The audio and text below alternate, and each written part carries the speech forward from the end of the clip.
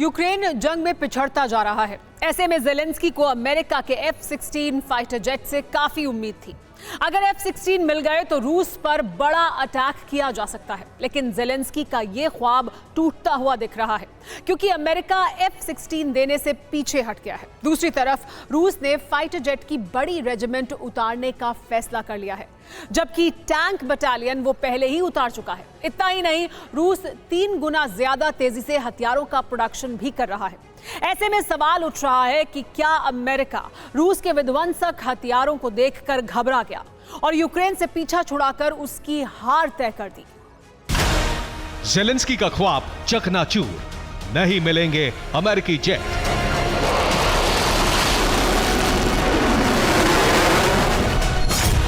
Ukraine के साथ धोखा, रूस के पास जंग जीतने का मौका।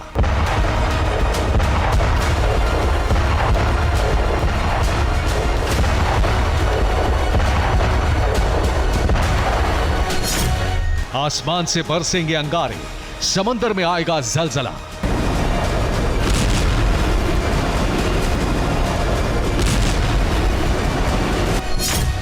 इसके पीछे 2 वजह हैं। पहली वजह, यूक्रेन के हथियार खत्म हो रहे हैं। दूसरी वजह, रूस हथियारों का प्रोडक्शन बढ़ा रहा है।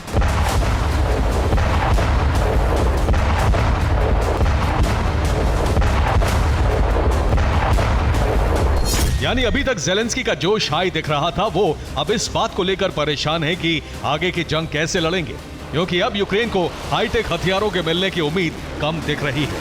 अमेरिका F-16 देने में आनाकानी कर रहा है,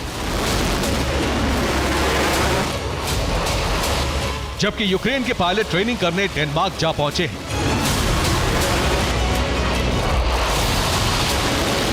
अब ये धोखा नहीं तो क्या है जिससे अमेरिका ने यूक्रेन को जंग के लिए उकसाया? अब वही अमेरिका F-16 फाइटर जेट देने से मुकरता दिख रहा है। अमेरिका को देखकर कुछ और देश भी यूक्रेन को हथियार देने से पल्ला झाड़ रहे हैं। इसमें जर्मनी सबसे आगे है और ब्रिटेन भी हथियार देने से बच रहा है।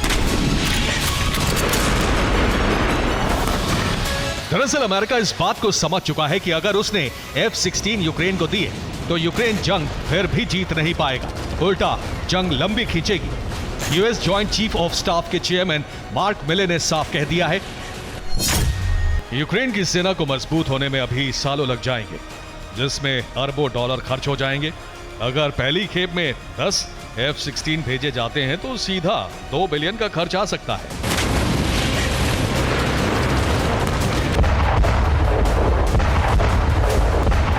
जबकि ऐसा नहीं है कि रूस मुकाबले में अपने फाइटर जेट नहीं उतारेगा। रूस के पास करीब 100 से ज्यादा 4th और 5th जनरेशन फाइटर जेट्स की खेप है।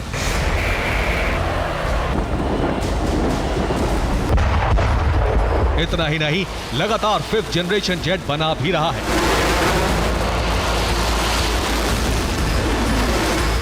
रूस के प्राइम मिनिस्टर मिखाइल मिशुस्तिन ने कोऑर्डिनेशन काउंसिल की मीटिंग के बाद बयान दिया, हमारी प्लानिंग है कि एयरफोर्स को 5th जनरेशन की डिलीवरी ज्यादा से ज्यादा की जानी सुनिश्चित की जाए। ये काउंसिल की जिम्मेदारी होगी कि तय समय पर सारे ऑर्डर पूरे किए जाएं।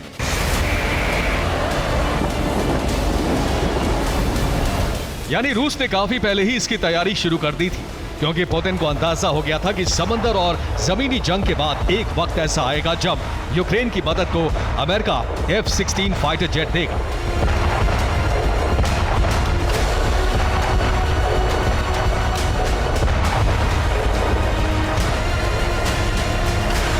लेकिन अब रूस को दोहरा फायदा होता दिख रहा है।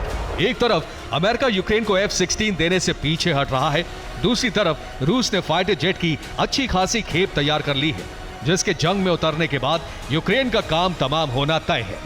पिछले महीने Su-35 के नए बैच को तैयार होने की जानकारी रक्षा मंत्रालय को दी गई थी। अब जल्द ही इसे एयरफोर्स को सौंप दिया जाएगा।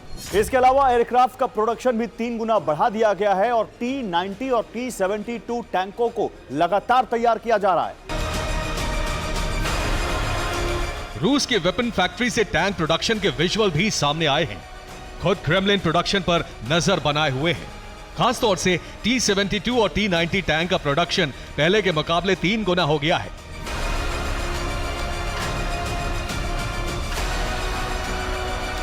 लगातार जंग के मैदान में खेप भेजी जा रही है। इसी का असर है कि यूक्रेन अब उन तमाम इलाकों से पीछे हट रहा है जहां वो रूस के सैनिकों को एक वक्त में खदेड़ता दिख रहा था। इसकी बड़ी वजह है कि रूस ने टैंक बटालियन उतारकर यूक्रेनी आर्टिलरी की धज्जियां उड़ा दी हैं।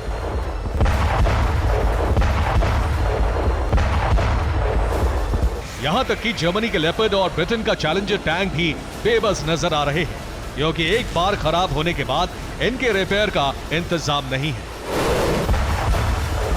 ऐसे में यूक्रेनी सैनिक खराब टैंकों को छोड़कर भाग जाते हैं, जिन्हें रूस या तो तहस नहस कर देता है या फिर पायरेसी के लिए अपनी वेपन लैब में इनके महंगे पुर्जे ले जाता है।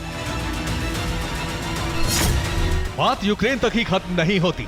रूस आगे की तैयारी कर रहा है। रूस ब्लैक सी और बाल्टिक में अपनी बादशाहत कायम करना चाहता है। इसके लिए हथियारों के प्रोडक्शन में जबरदस्त तेजी लाकर आगे की जंग की तैयारी में जुट चुका है। ऐसे में रूस का Su-57 बड़ा गेम चेंजर साबित होगा, जिसका प्रोटोटाइप रूस ने दिखाकर पेंटागन की नींद उड़ा दी है। Su-57 को दुनिया का सबसे खतरनाक फाइटर जेट कहा जा रहा है।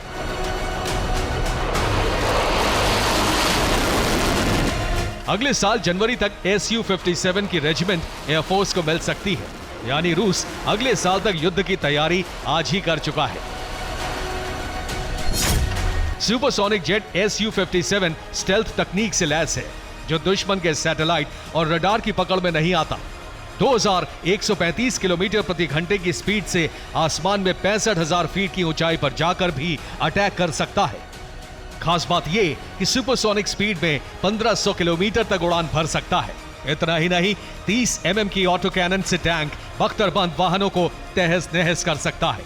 इसके अलावा हवा से हवा में मार करने के लिए R-77M, R-74M2 मिसाइल से लैस होगा, जबकि हवा से सतह पर मार करने के लिए 4 KH-38M मिसाइल लगा सकते हैं। इसके अलावा 2 एंटीशिप मिसाइल KH-35U भी लगा सकते हैं। साथ ही गाइडेड क्लस्टर और एंटी टैंक बम भी गिरा सकता है।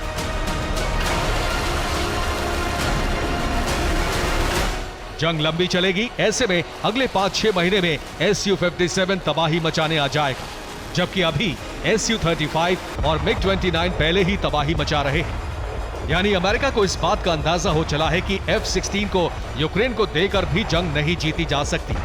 यही वजह है कि अमेरिका F-16 देने से पीछे हट रहा है और यूक्रेन को उसके हाल पर छोड़ उससे पीछा छुड़ाने की कोशिश में है। इसका इशारा लिथुआनिया की उस मीटिंग में भी मिल गया था, जब ज़ेलेंस्की नेटो देशों के आकाओं के बीच एकदम अकेले और अलग थलग दिख रहे थे।